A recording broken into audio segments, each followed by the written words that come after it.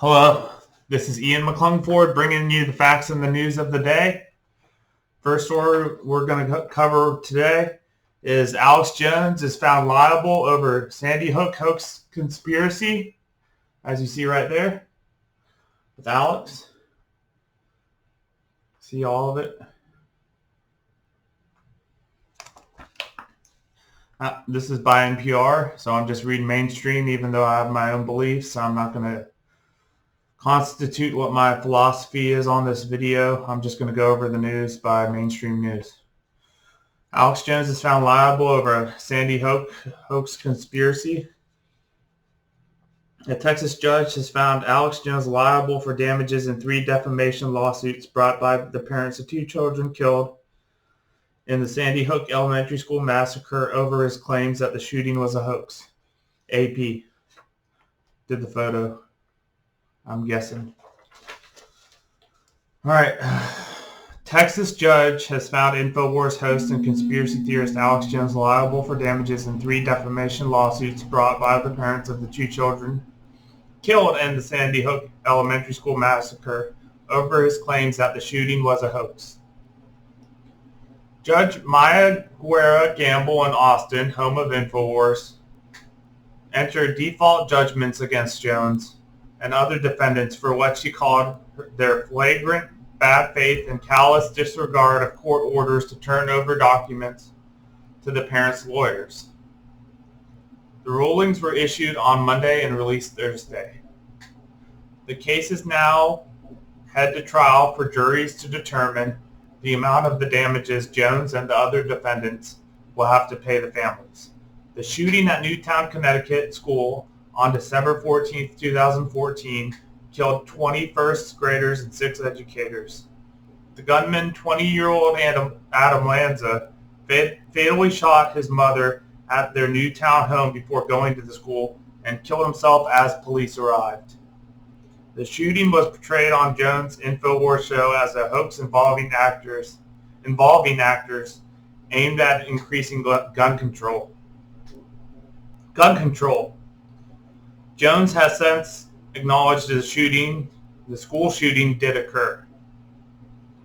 Families of Sandy Hook victims say they have been harassed by Jones' followers. See right there? Now, this is just mainstream. I don't agree with it, but I'm reading it anyways. Families of some of the school shooting victims sued Jones, InfoWars, and others in courts in Texas and Connecticut over the hoax conspiracy, saying they have been subjected to harassment and death threats from Jones's followers. I doubt that happened, but that's what they're saying. The Connecticut cases remain pending. Jones and his attorney in Connecticut, Norman Pattis, criticized the Texas judge's ruling in a statement to the InfoWars website.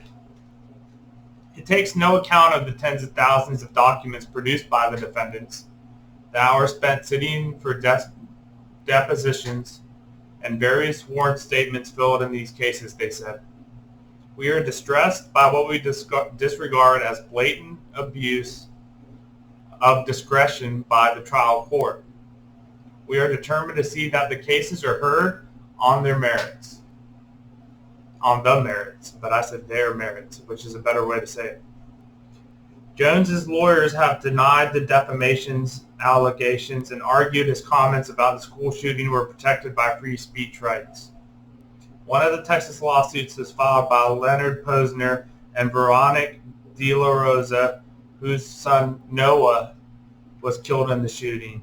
The 2 others were filed by Neil Heslin and Scarlett Lewis, whose son Jesse was killed. Several other families of the victims are suing on similar claims in Connecticut. Bill Ogden, a Houston lawyer representing the 4 parents in the Texas cases, said Jones and InfoWars have failed to turn over documents for the past few years. He added such default judgments are rare. My clients have and continue to endure defendants' 5-year campaign of repulsive lies, Ogden said in a statement, which quoted the judge's ruling. We believe the court hit this nail on the head when it considered Alex Jones's and InfoWars' bad faith approach to this litigation. Mr. Jones's public threats and Jones' professed belief that these proceedings are show trials. Now, the first one isn't true, but that's what they're saying in NPR.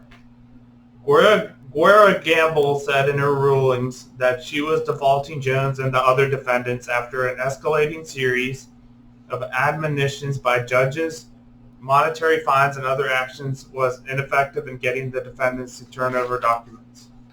In 2019, Jones was ordered by another Texas judge to pay $100,000 in legal fees to Heslin's lawyers for disregarding a court order to produce witnesses.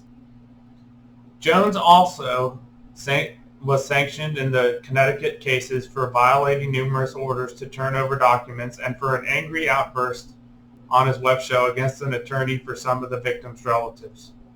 A judge barred Jones from filing a motion to dismiss the case, a ruling that was upheld after being appealed all the way to the U.S. Supreme Court, which declined to hear Jones. So that's the end of that story. That's that one. That's just one article. We'll cover another crazy one. All right. This is stuff that Jones actually would like to talk about, probably. National Geographic. Mercury poisoning makes birds act homosexual is what the article's called. And those birds that you see right there, those birds are white ibises that perch in Galveston Bay near Smith Point, Texas. Those birds that you see right there. Those were some of the ones in the study that I read about earlier today. Male birds that eat mercury-contaminated food show surprising, quote-unquote, homosexual behavior, scientists have found. In a recent experiment in captive white ibises, many of the males exposed to the metal chose other males as mates. These male-male pairs did everything that a heterosexual pair would do, the study leader Peter Frederick, a wildlife ecologist at the University of Florida in Gainesville. They built their nest, copulated together, stayed together on the nest for a month, even though there were no eggs. They did the whole 9 yards. It's crazy, isn't it? Wild white ibises, among the most common birds in the Florida's Everglades, are exposed daily to mercury through their diets of crustaceans and other small invertebrates. Contaminated birds produce fewer babies. During the 5-year experiment, Frederick and colleague Neil Mini-Jehensina divided 160 young captive white ibises into 4 groups of equal numbers of males and females. During the study period, both male and female birds were allowed to choose their mates, an experimental first, according to the study authors. All other studies that involved reproduction in birds took a male and a female and put them in a cage. Frederick said, "Our finding, while novel, is the first time anybody's looked for it.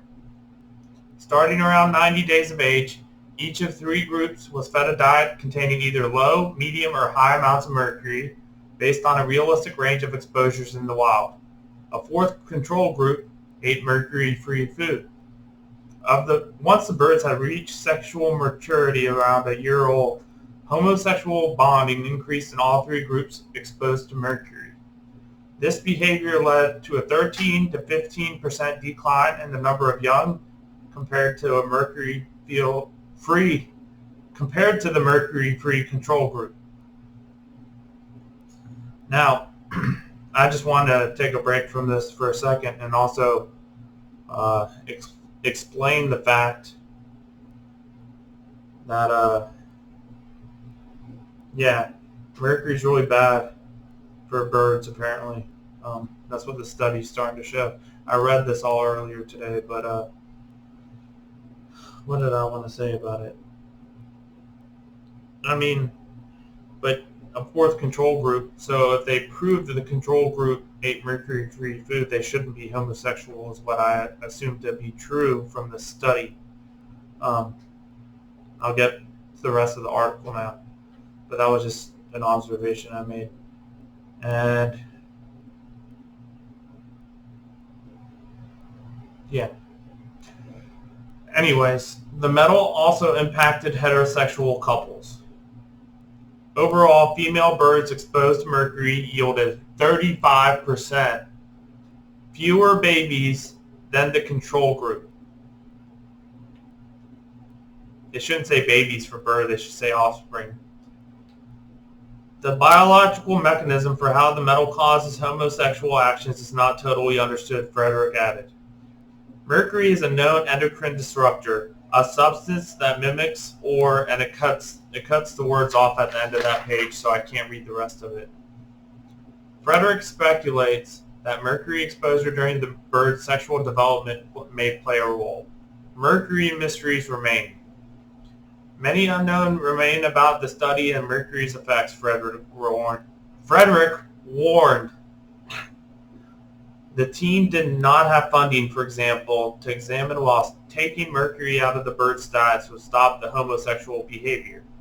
But my suspicion is none of the effects we saw are likely to be permanent, Frederick said. In general, mercury flushes from a bird's body within weeks if the animal isn't consistently exposed. And that's what I thought too. So it wouldn't be permanent and it would be temporary and they'd get over it if they got the mercury out of their system. Frederick also emphasized that the study has no ramification for humans. There's a great tendency to extrapolate the study in an offhand fashion to mean, oh, if you eat mercury, you're going to be gay, he said. In addition, the researchers can't say for sure whether homosexual behavior occurs in wild birds exposed to mercury. See bird pictures. And I've already showed you the bird pictures. Bird pictures. Now back to the article. Bird pictures. Okay. Back to the article. But at least one expert praised the white ibis study for showing a plausible effect of mercury poisoning in the wild. One of the great frustrations for scientists in lab studies on environmental contamination is that they don't predict what happens in the wild, Lou Gillette, a zoologist at the Medical University of South Carolina, said in his statement. So, a study like this that looks at environmentally appropriate levels of mercury is probably the most powerful kind of study to tell us what's... And it cuts off the word, so I can't read you the rest of that. The homosexual bird research was published online December 1st in the journal Proceedings of the Royal Society B, but it does not say the actual year of this article. It only tells me that I printed it on September 28th, 2021. But it's a National Geographic article. It's over now. I just finished that article. National Geographic of the birds, the white ibises in Texas. Okay. This is devastating news. Devastating. California will require all school children to get a COVID vaccine once fully approved. I printed it yesterday. It's new news, October 1st.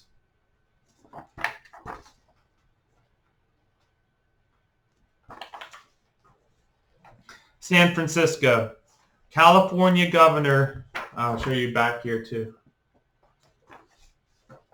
California Governor Gavin Newsom on Friday announced that the nation's first coronavirus vaccination mandate for school children, requiring that all elementary school children get the shots once the vaccine gains final approval from the government for different age groups.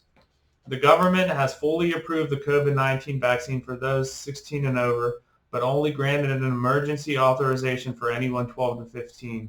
Once federal regulators fully approve it for that group, The state will require students in 7th through 12th grades to get vaccinated in both public and private schools. Now, remember, this is California. Newsom said that he expects the requirement to be in place by July 1st.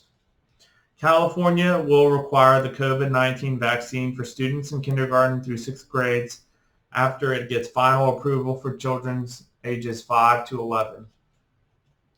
We want to end this pandemic. We are all exhausted by it, the Democratic governor told reporters at a San Francisco middle school. The announcement comes as infections in most of California have dropped markedly in the last month. Newsom has been emboldened after easily defeating a recall effort last month following a campaign where he emphasized his commitment to vaccine mandates to end the pandemic. And this is the Associated Press that made this story. I'm just letting you guys know so you know who made the story. Associated Press. In Los Angeles County, the nation's largest, more than 10 million residents with just 1.7% of the people tested for the virus have it. And daily infections are down by half in the last month when most kids went back to school. These numbers are amazingly low given that 3,000 plus schools are now open countywide, Health Director Barbara Ferrer said Thursday. She noted that though the number of outbreaks in the schools has increased slightly in recent weeks, the overall number is small, largely related to youth sports. The state's vaccine mandate for school children would take effect the semester after the federal government grants final approval. If it comes in January, I repeat, if it comes in January, then the mandate would take effect in July. Students would be granted religious and medical exemptions, but the rules for how the state would apply them have not been written yet. Any student who refuses to take the vaccine would be forced to complete an independent study course at home. Until now, Newsom had left the decision on student vaccine mandates to local school districts, leading to a variety of different orders across some of the state's largest districts. 5 districts in California have imposed their own requirements, including Los Angeles, the nation's second largest school district, which is set to take place in January. Newsom's plan does not override those districts' plans, saying the school districts can accelerate the requirements. Dr. Peter N. Breton, president of the California Medical Association, said that the organization strongly supports the governor's decision. This is not a new idea. We already require vaccines against several known deadly diseases before students can enroll in schools, he said. The Newsom administration is simply extending the existing public health protections to cover this new disease, which has caused so much pain and suffering across our state, our nation, and the entire globe over this last 18 months. Newsom has made a point of pride to be the first in the nation to issue a variety of pandemic-related school mandates. In August, California became the first state to require all teachers and staff in K-12 public and private schools to get vaccinated or undergo weekly COVID-19 testing. Newsom also issued a school mask mandate earlier in the summer for indoor classes that applies to all teachers and students. That's the end of that article by the Associated Press about Newsom making all these kids take vaccines in California. All right. Another story. News and stories of the day. Amtrak train derails in Montana, killing 3 and injuring dozens.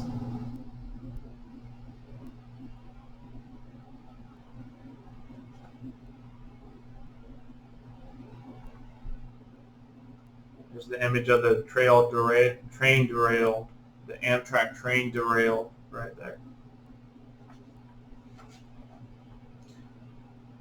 Amtrak train derails in Montana, killing 3 and injuring dozens. At least 3 people have been killed and 50 others hurt after a train came off the tracks in the state of Montana.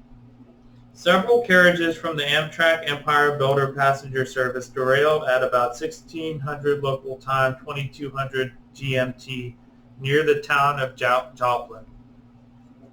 So it must be Joplin, Montana.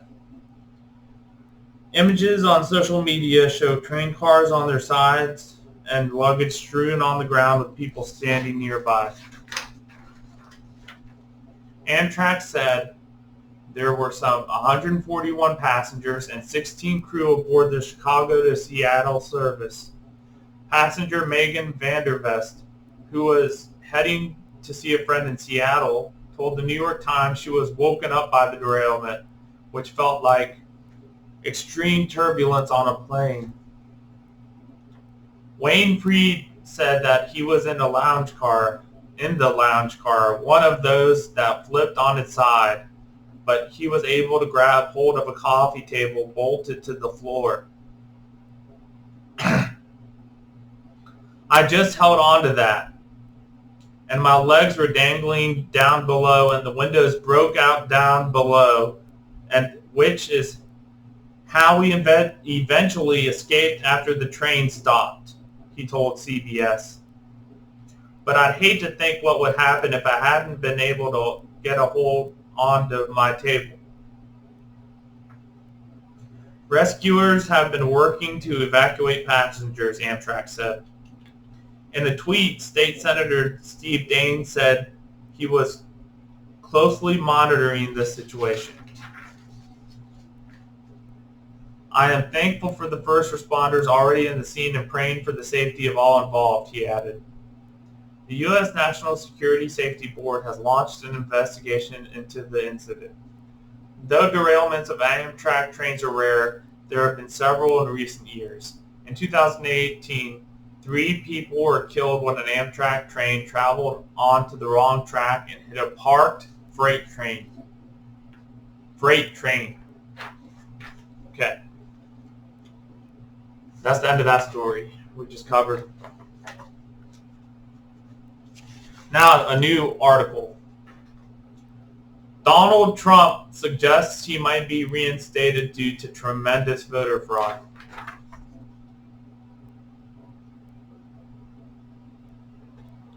Here's the article.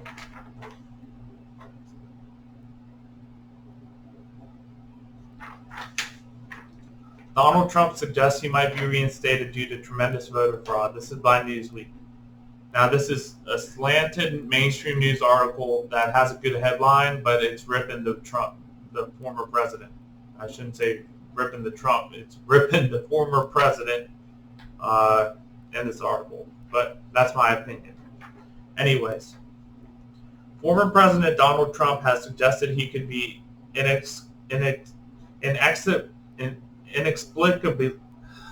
Former President Donald Trump has suggested he could be inexplicably reinstated as president due to tremendous voter fraud.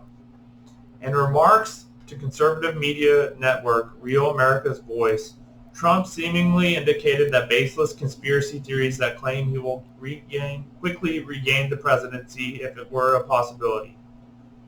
Host Gina Loudon, who has also served as a co-chair in the group Women for Trump, asked the former president when the country would get President Trump back at his rally in Perry, Georgia on Saturday. Well, we're going to see, Trump replied. There's been tremendous voter fraud, and it's being revealed on a daily basis, and we'll see what happens. Newsweek reached out to the office of Trump for comment. No credible evidence of substantial voter fraud has been uncovered in more than 10 months since Trump lost the 2020 presidential election to President Joe Biden, while the election results have long since been certified and finalized. I disagree with that sentence, but that's my opinion. Trump has continued to fight the outcome despite there being no legal pathway for him to be declared the winner or return to the office without winning another election.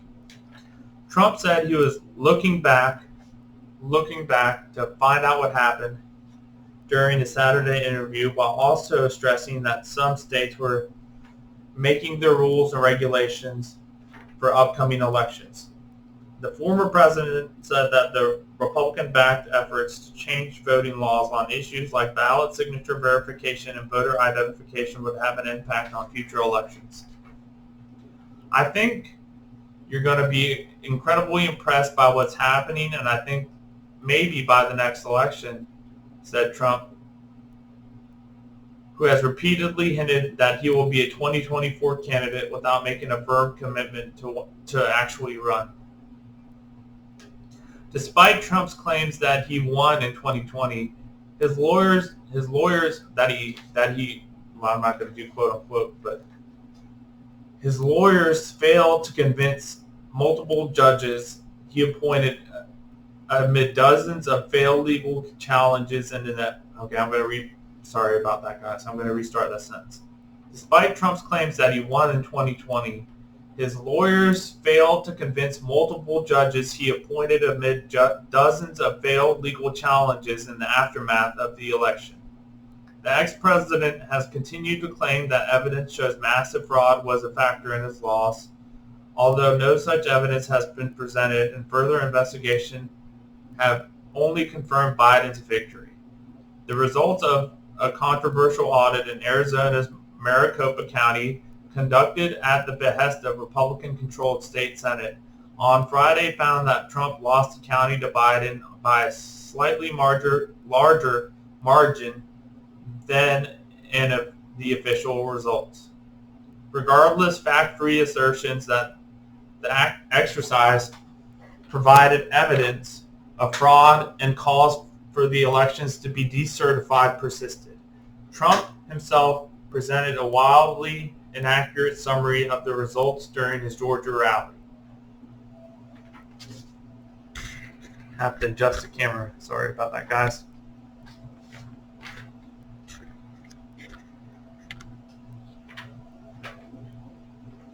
We won at the forensic audit yesterday at a level you wouldn't believe, Trump told the crowd on Saturday.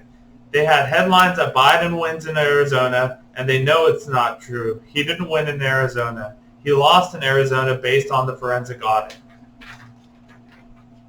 So that's the end of that article by Newsweek. Okay, next article. We only have two left. Biden's approval slumps after a slew of crises, AP NORC poll by Josh Boak and Emily Swanson yesterday. I actually printed it today, though. No, I printed it yesterday the 1st. October the 1st. Biden's approval slumps after a slew of crises, AP NORC poll by Josh Boak and Emily Swanson, like I said. Washington, AP.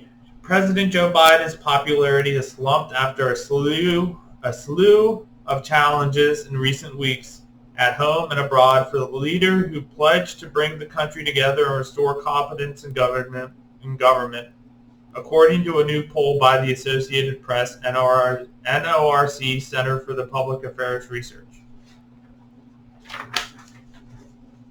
50% now say they approve of Biden, while 49% disapprove. 54% approved in August and 59% in July.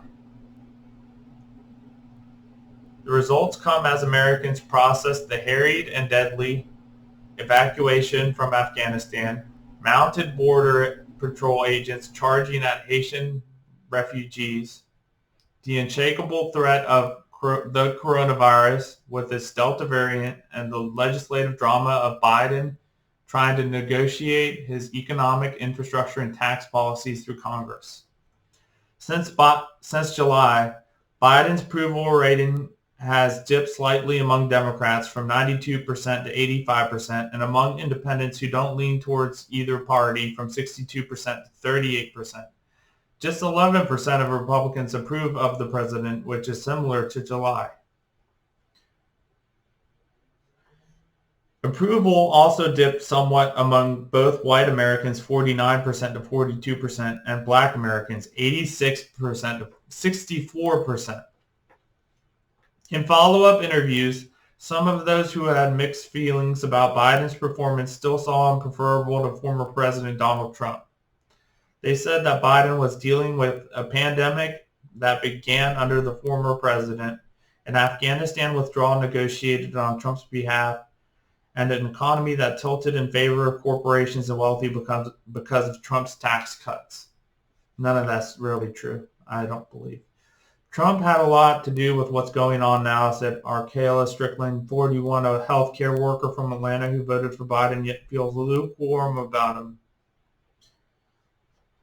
As a mother of four, Strickland said she has benefited from the monthly child tax credit payments that are flowing as a part of Biden's $1.9 trillion coronavirus relief package. But she feels the government needs to do more to help Americans. Strickland says she borrowed $66,000 to get a master's degree and fears the debt will never be repaid. Just 34% of Americans say the country is headed in the right direction, down from about half who said that through the first months of Biden's presidency. Trump supporters such as Larry Schuth feel as though Biden is damaging the nation by seeking to enlarge government and mismanaging the southern border. The Hilton, New York resident added that he would like to travel to Canada but can't because of the COVID-19 restrictions. Quote, if he had a plan to destroy this country and divide this country, I don't know how you would carry it out any better, said Schuth, 81. We're spending way too much money. We're planning on spending it even more.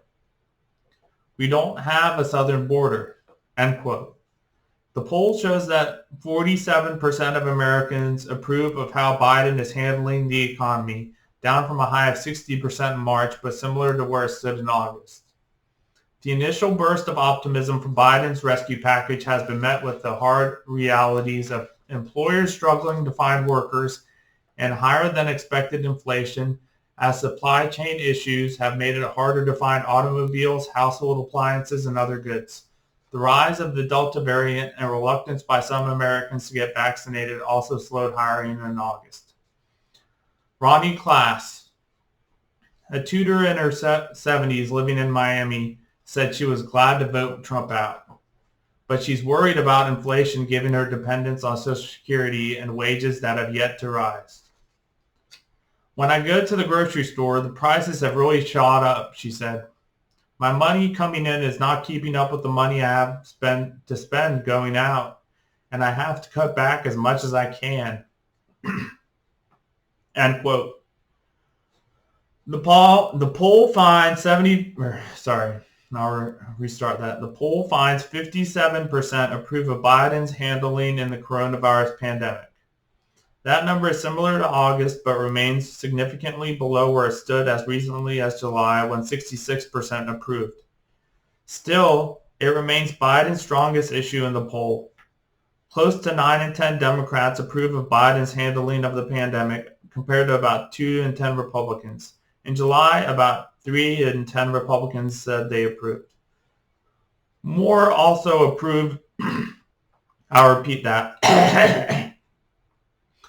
More also approved than disapprove of Biden's decision to require that most U.S. workers be vaccinated or face regular testing, 51% to 34%, with 14% saying they neither approve nor disapprove. About 8 in 10 Democrats approve. Roughly 6 in 10 of Republicans disapprove.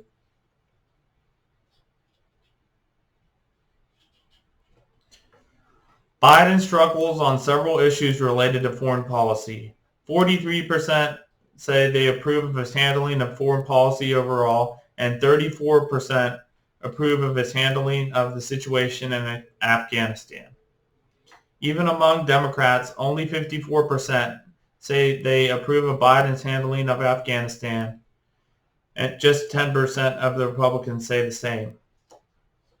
At the same time, Americans are slightly more likely to approve than disapprove of the decision to remove the last remaining U.S. troops from Afghanistan at the end of August, with 45% saying they approve of that decision and 39% saying they disapprove. About two-thirds of Democrats approve the decision to withdraw troops, compared to about a quarter of Republicans. Roughly two-thirds of Republicans disapprove. 46% of Americans approve of Biden's handling of national security, while 52% disapprove. The poll was conducted just after tensions emerged with France over a submarine deal with Australia, but it finds 50% approve of how Biden is handling relationships with his allies, similar to his approval rating overall. Just 35% of Americans approved Biden's handling of immigration, just down from 43% in April, when it was already one of Biden's worst issues. Immigration is a relatively low point for Biden with his own party, and 60% of Democrats saying they approve, along with 6% of Republicans. The president has committed himself towards humanity. I'll repeat that. The president has committed himself towards humane immigration policies, yet the persistent border crossings and the flow of refugees from Haiti and Afghanistan has led to challenging debates and troubling images. Immigration poses a challenge because voters are divided over whether to welcome more foreigners or focus the government more on the needs of existing citizens. There isn't enough money to take care of our own, so why do we have to take care of some other country? Asked Anthony Beard, 48, a chef from Lansing, Michigan. The AP-NRC poll of 1,099 adults was conducted September 23rd through the 27th, 2021, using a sample draw for NORC's probability-based Amerispeak panel, which is designed to be representative of the U.S. population. The margin of error, which I found to be large, margin of sampling error for all respondents is plus or minus 4.2 percentage points. So that's the end of that article. Biden's approval slumps after a slew of crises. Okay. Now the last article by NPR. This is the last article.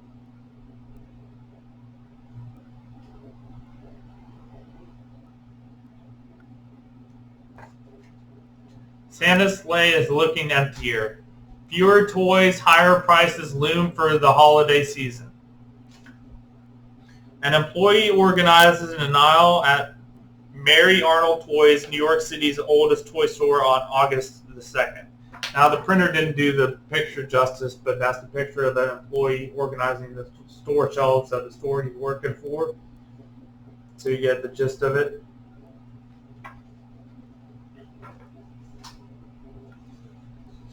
If Santa is reading this, his sleigh and reindeer are urgently needed for help. Toy makers are warning of emptier shelves and pricier toys this holiday season. Their supplies are ensnarled in an unprecedented shipping crisis, floating traffic jams of container ships wallowing near key U.S. ports. When Curtis McGill helped launch a small Texas toy company, he did not picture himself in this boat, up all night bidding eye-popping sums of money for space on a trans-Pacific ship. Most American toys come from China, and usually that trip lasts about a month. Now it's taken 2, 3, or even 4 months. That means fewer trips, and with the time crunch for the holidays, containers for shipping have become both expensive and elusive. McGill's company, Hey Buddy, Hey Pal, has long blown past its shipping budget. Last year, McGill paid $4,000 for a single container to carry his toys from China. This year, he might bid $24,000 and still lose the deal. That's where it says that right there. Still might be bid $24,000 and still lose the deal. His company's double his credit line, and even shrank its packaging to fit the boxes into one container.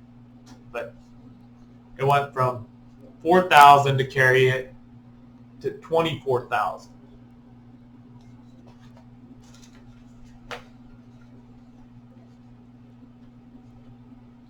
Please understand, I don't get riled easily, but this one has trusted even my old cowboy patience, McGill says. It's a mounting situation. A perfect storm barely describes recent turmoil in the supply chain.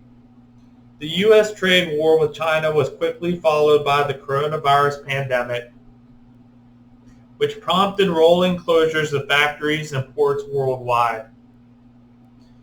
Then came bad weather and that giant vessel blocking the Suez Canal. Now electricity issues are causing new shutdowns in China. Through it all, Americans have shopped like crazy. Normally, now is the shipping crunch time for the key holiday season.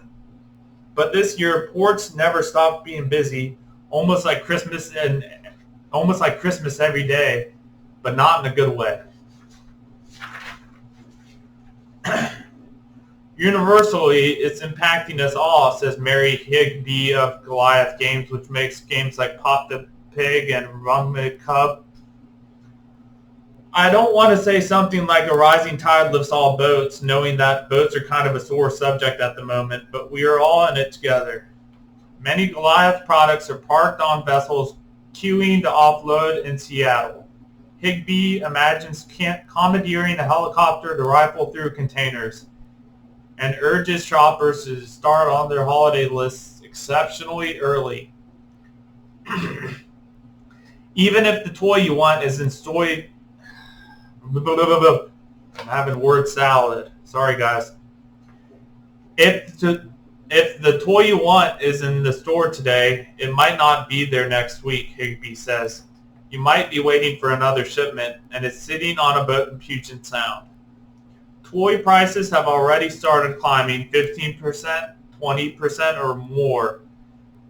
Toys giant Hasbro, which sells My Little Pony and Ugly Dolls, has raised prices and began its holiday stock-up weeks in advance.